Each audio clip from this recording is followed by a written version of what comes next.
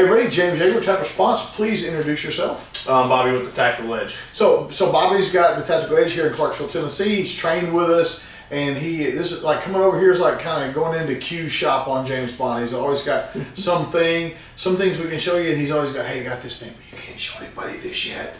Okay, so there's stuff coming from him too. Let's just talk about that one first. Okay, so we've had our RD series out for quite a while now. This year we released a 10 mil suppressed, which is the RD 10T. We also make that in a 45, we make it in a 9, a 40, a 300 blackout, and a 5.56. So we're pretty excited about this. Takes Glock magazines, non-reciprocating sight charging handle, and is a billet set, billet upper and lower.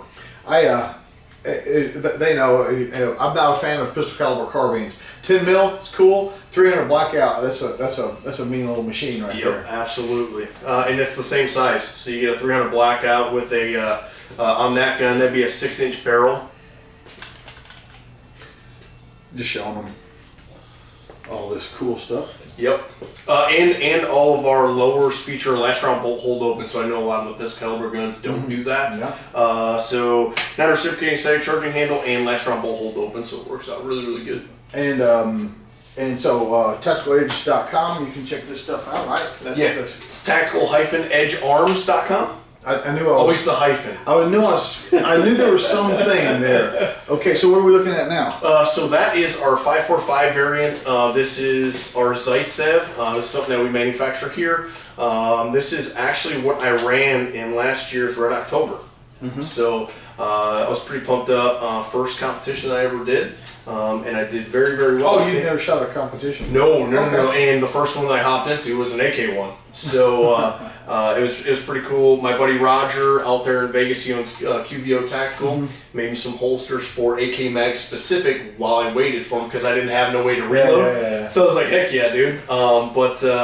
Yeah, first day out of 200 people, I think I was sitting just over 30th. I was like 31st, 32nd. Nice. So it was pretty good, man. Nice. We ran this, and then Vic ran our Comrade, which is the 7.62 gun. That's the one that was on the cover of Recoil. Right. I'm a big 5.45 fan, and everybody was when it was $89 a can. Correct. What do you see going on with 5.45 now? No parts. Okay. That's what we're seeing. We get all of our parts kits from WBP for the 7.62, which is a Polish company. And then we are getting all of our 5.45 stuff from Ames. So what we're actually doing right now in the near future is we are actually making a parts kit here in America. Well, I knew that was coming, and you're the guy to do that. You guys, they always got something cooking over here, man. There's always something cooking over here. And every time I stop by, it's like this and this, this and this and this and this. Okay, so anything else you want to talk about or show? I mean, no, not. Don't That's it. We got some good stuff in the works for you guys, man.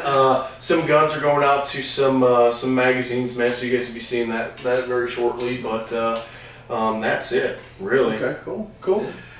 If you guys have questions for Bobby, you can post under the video. You might check that out. But tactical-edgearms.com to check these things out and get prices. I never quote prices on video because you might be watching it a year from now or something like that. But Bobby, appreciate it. Yes. The main thing I want to talk about. So you guys remember when I did the DMR class with Don Edwards, and I needed a trigger, and so these guys helped me out. I drove over. They had one trigger of the kind that I wanted left, one of the Tactical Edge triggers. Gave me that, had somebody unlock the door for me and all that stuff. So they really helped me out. But the trigger was fantastic. So let's just real quick. Sorry, I didn't. Yeah. No worries. Let's talk about the Tactical Edge trigger. Okay, so the trigger that we gave James was our advanced combat trigger. Okay, this trigger is very significant in the fact that it doesn't have a disconnector, right? So everyone knows pistol caliber carbine, they break triggers all the time just because of the force. They don't know that. Okay. I'm back from the Colts SMG days back in the 80s and 90s, and trigger pins broke all the time, but sorry, go ahead. Correct. So that is the thing, right, guys? So if you guys are running or you're building a PCC gun and you're putting a mil-spec trigger in there, you may have issues with it, right? You will. It's not him saying it's me. So so we have developed, which is this trigger right here. This is the flat. It should be empty, it's on the wall. But this is the flat face version of ours. We do also have this as a curved shoe, but God, these things are right in there. Let me have Jonathan grab one from the back, and we'll talk about that. And stand by, we'll wait for him. But the trigger, when I used it in the class, like I told you, you don't need to put a trigger in every rifle you own. When you can outshoot the trigger is when you need it. And a lot of mil-spec triggers are, they're gritty and stuff like that. And so, while he's getting ready there, so one thing I noticed when I was looking at triggers is, I'm not going to say that his is the least expensive trigger, but I looked at a bunch of triggers, and his is certainly not the most expensive trigger. So it's I believe offers a tremendous value for paid for what you get. Sorry. Okay, so this is our advanced combat trigger right here.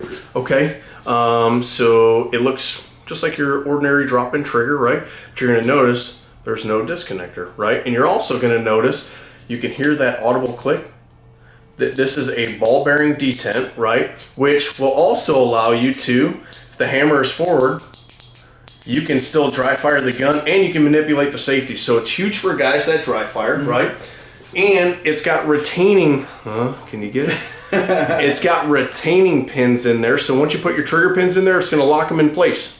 Okay, you could probably see it, the little clips in there, right? So you never have to worry about those trigger pins walking in and out on you. Yeah. So, but yeah, same thing, just like with this, right? So if you're a guy that likes to dry fire, you can literally dry fire the gun and you can put it back on safe. You don't have to continuously charge the weapon. You can put it on safe with the hammer forward, which I don't know of another M4 trigger that you can do that with. I don't know of one. Correct. So the whole purpose behind this trigger was to stop PCCs from breaking a trigger. And what the no disconnector allows the hammer to do is it allows it to go all the way through the cycle. So just as soon as it hits that firing pin, your bolt carrier group is going to slam this hammer back, and in a mil-spec it hits the top of the disconnector, right? This allows it to go all the way through the motion without doing that. It'll over travel the hammer. See, it's crazy. And it will not. That shouldn't work. Like if you told me